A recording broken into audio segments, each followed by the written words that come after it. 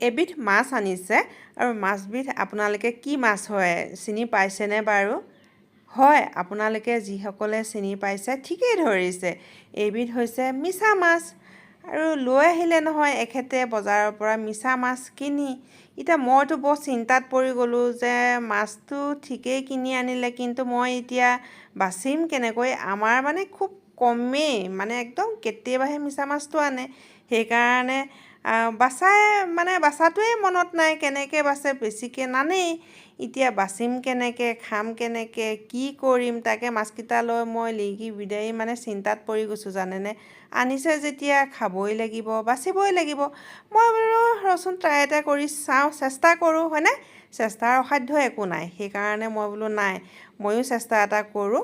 মই কৰিলোঁ, মাছটো ল'লোঁ। ওপৰত মানে একদম খহত মচমচীয়া বাকলি এটা আছে, চুই চাওঁতে মচমচকৈ এৰাই গৈছে। আপোনালোকে জনাবচোন এনেকৈয়ে বা মাছটো বাচেনে মিছা মাছটো? আৰু এয়া দেখিছেনে চকলকৈ বাকলিটো মানে এৰাই গৈছে, মচমচীয়া এটা বাকলি। আৰু সন্মুখৰ ভাগৰ মুখ অংশখিনি মই টানি পেলাই এৰুৱাই দিলোঁ। আৰু তলত যে ফিচা অংশখিনি, ফিচাকণত ধৰি টানি দিওঁতে এৰাই গ'ল।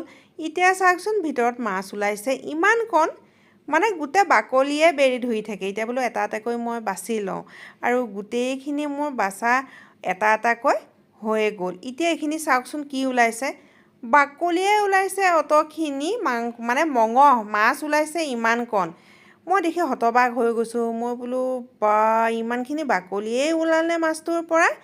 মাছ আনিলে ইমানখিনি মাছ আনিছে, কিন্তু বাকলি ওলাল ডাবুল, আৰু ভিতৰত মঙহ ওলাইছে এইকণ। এয়াই হৈছে মিছা মাছ জানেনে।